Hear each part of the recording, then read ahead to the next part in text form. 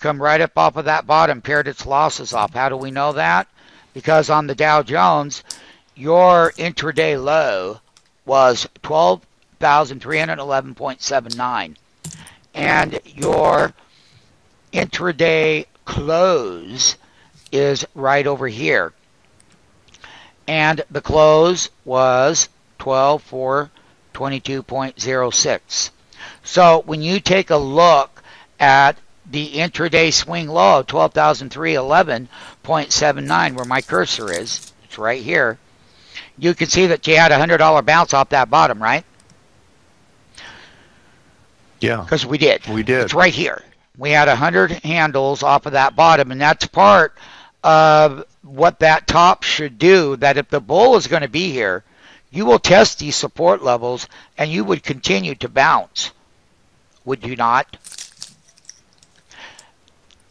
Because the thing about it is, you can see the $100 move off of there. And that's how you come up off the bottom on that daily simple moving average on a Friday. So we paired off the losses significantly. About in the middle of 100 points there. We ended down 48.96. All right. The Nasdaq comp, which is similar to the Nasdaq 100, because the Nasdaq 100 comes out of the Nasdaq comp. But let me show MMTs. Now, Chuck, you see how it got 95.47% overbought in the short term and starting out calendar 2012 with that gap? Do you see this number right here, sir? I see it. Well, what does that mean to you that you have been trained here to do? What does that mean that you do? It's time to look for a short. It's time to start going short. Right.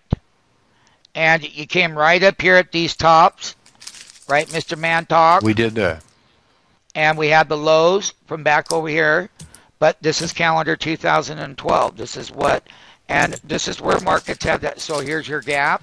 You held what was resistance here, this trend line. That was your support. You made the high, and it's the first calendar daily reversal. True? True. So as we work the overbought, because it's time to short those highs, isn't it? It is. So when we go into earnings season on a daily level, we're still overbought at 93.21. Right, Mr. Mantalk? We are. Okay. So does the bull have more risk right now than when the bull was over here? There's much more risk when the now. bull was at 28.50 here versus the 2012 daily bull at 95.47, where we said you start getting these pullbacks because they're overbought. So the short-term entry and exit is more weighted to the put side, wholesale entry, and selling back to the public, right? Right. I'm getting excited now, Mario.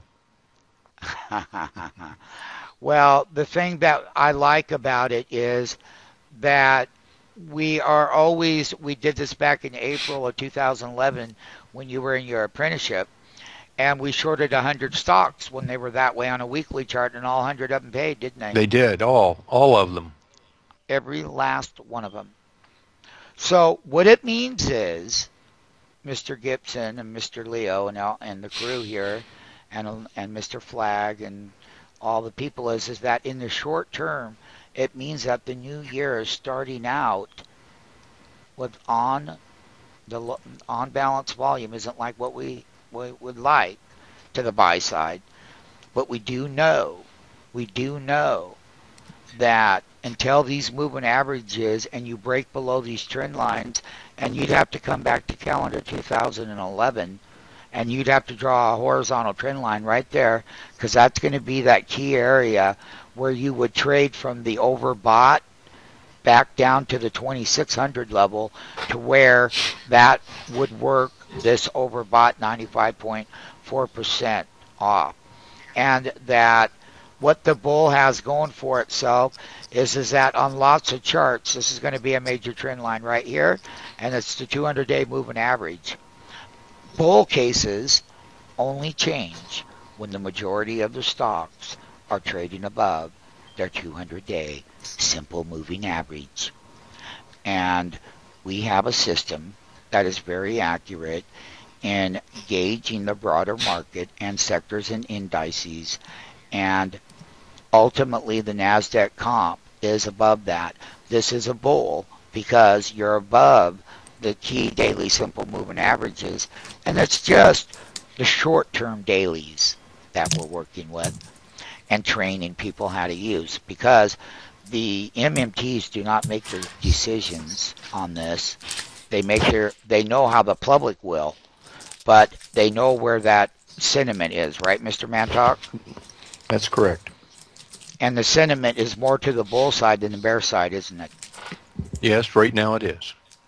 And even though that the earnings season will be dealt with, this is the way the Friday, and people are amazed that you didn't close down back at the lows of the day today, which was 26.89 was the low here. And I want you to know what the high open was, 27.07, but the high was 27.71, 12.93, and the low was 26.89, and we closed at 27.10 on this Nasdaq comp. Okay, and that it's a pullback to these support levels, and that's how we'll leave it. However, there could be catastrophe around the corner in the earnings season. Another thing I would like to point out is the S&P 500 recap. It too, for its final test of the 10-day moving average on the S&P, and there we have it here. And here we have that high bar there, and then we're going to come down to where we consolidated, and then we break higher. And that volatility trade was when we were going to get above half of this daily bar, we would break higher going into the new year. And the European crisis is upon the bull. Now, the bull has also got worries that in the shorter time frame that we are hitting these short-term highs that are getting us into an extended overbought process, and you're going into the earnings season. And I do hope that the investor really is careful, because if you don't know how this volatility works, you can get really, really whipped up in the volatility. Is that true, Mr. Mantalk? Yeah, that's real true. Well, it is, isn't it? Oh, yeah. Yeah, with this volatility, anything can happen to you. And if you're not prepared, you can freeze at the wheel. That's exactly right. Just like what they did to Google today. Yeah. Exactly right. Dropped at about $2.50 in one print. Yeah. So volatility is back in the market. And we were training all of you recently that I said that volatility is going to enter triple digit, would come back. And you did have triple digit gap up early in the week, and you had a triple digit down day today. But out of the triple digit down day, this thing recovered 100 points off the bottom on the Dow, and everything recovered. I mean, the S&P is only at 1289. That's still getting supported to 10-day moving average, and that's what the public make a decision on, right? Right? That's right. Yeah. However, what they don't understand is that short term, you're overbought. Are we not, everyone? Overbought. And We are. so, MMT Brian, what will people normally do in overbought cycles? They'll normally keep buying. They'll normally keep buying at the highs until they get a shakeout. So, bull rallies can have bull rally shakeouts, right? Right.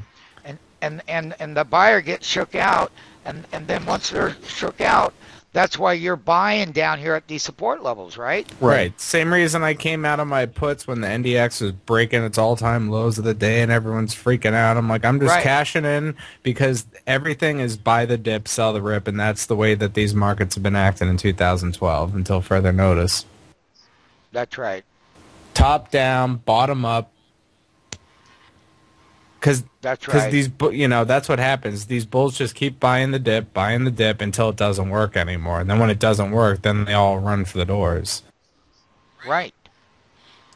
So we have, and that's exactly true. And this is a 1, 2, 3, 4, 5, and a 1, 2, 3, 4. But it counts as 10. So we're going to go in and take a look at our master system and look for the discrepancies so we can see where the broader market is. In the short term, will be in the orange category and possibly the red category. So the bull, in the short term, the bull has a lot of risk, doesn't it? It does. It does, but then it has a lot of support too, doesn't it? Yes. So the problem is, though, that with earnings coming up, so much volatility is going to happen, and all of you that are in this apprenticeship have been through a quarter or two of earnings in your yearly program, have you not? Yes. Absolutely. Well, and you know how manipulative they can be, and you know that the bull would have a high degree of risk. Yeah, you can just look at that Texas Instruments that we shorted. We had the puts on. They sold the thing down so hard. We cashed in the puts at the low when everyone was panicking, and then they walked it right back to where it was before the earnings report. Like nothing ever happened. Right. The puts are way below where we sold them, about 85% lower. Right. And if you don't take your profits, they'll take them for you. Yes, they will, won't they? They will. They will. Right. Well, that's what I like about this trade. Brian, this was just beautiful. You come in, you bought this thing well below the ask, and so you've got protection for Monday morning. You got 90 cents worth of protection for this market to open up, and if it doesn't open up right, you can still make money and come out.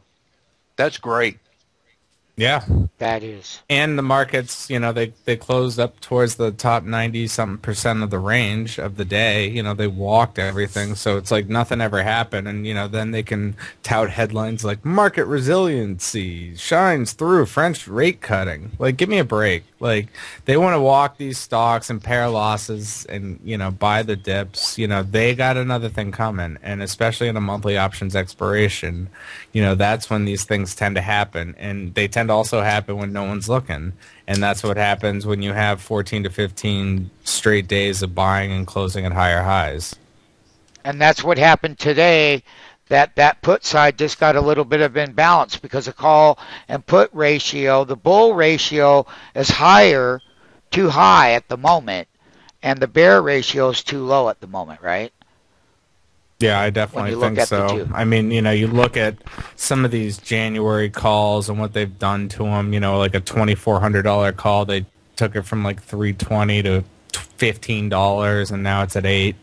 You know, they walk these things like a $2,400 February call. They took it from, you know, $1,560 into $40 today. I mean, these people don't like to take profits. They'll get them forward. You're talking about this one here? The February 2,400 call. Oh, okay. They were buying them today. They bought 1,500 versus the 3,200 open interest. You know, they were as high as 110. They walked them all the way down to 15. Then they walked them up to, you know, 15. And now they went back down to 5. Here's the $2,400 call today. They had the lows. So, yeah, right here, the highs on these things were 43.80, sir, just the other day on the call side. And like you said, back here at the close, these could have been bought down at the lows on 12/29 going into the new year. They were 18.80. So they walked up from 18.80. You're talking about this $2,400 call? This is a February. Yep. And that was the up and out of the money volatility that we wanted to own because it said in our system that they could go higher, right? Right. And they did too, didn't they, everyone? Chuck, Mr. Gibson, they did. When we went through our new system, it said to buy the calls up and out of the money. Right. Yeah. From last year. And it did. And that was back in this time frame. And it said to go higher. So now what happens is, Brian, that's a huge markup. So today that contract hits a high and it hits the low of 36.27, but closes at 43.80 right here. and it comes up off the bottoms. And those are good entries, too, on the long side. Didn't we do a very good one today with our other MMT who bought the calls, the opposite side? Yes. And Absolutely. sold them higher and got hit on the low. And we have those live entries and videos. So you're right. There's They nothing marked wrong them with up buying the calls when they're actually deflated. You know, when when they're everyone down else, here, yeah. on an When you're down intraday here. level. Or even on an intraday level. See, these wicks is where you buy the dip and sell the rip back. And you buy the dip and sell the rip back. That's what you're trained to do here, aren't you? Yes. Day in and day out. Right. But on both sides of the market, you might have a $2,350 call. And you might have a put at times. Doesn't matter, does it? No. No. It's all about risk management, right? It's all risk management. Okay. Well, what we're going to do is conclude the after hours Friday's closing bell on 1/13 of 2012 with MMTs who had a very wonderful day today. And it's all about the gift of knowing how manipulative and crooked that these markets are and how they can drop prices very quickly, cause high volatility. What kind of risk and reward methods are you going to apply and adapt if you're going to be involved? Because it's a very crooked game, isn't it, everyone? It is that. It is. Yeah. Everybody always has that feeling in their gut and they can't explain it. But the more you're here and the more you do these things, the more you realize and the more you can see it and identify it. And, you know, if you're not identifying it, then you're not making money. Right. Well, I'm going to conclude the market wrap and how this entry went down. And I'm going to conclude the first bull rally, 2012 bull rally reversal.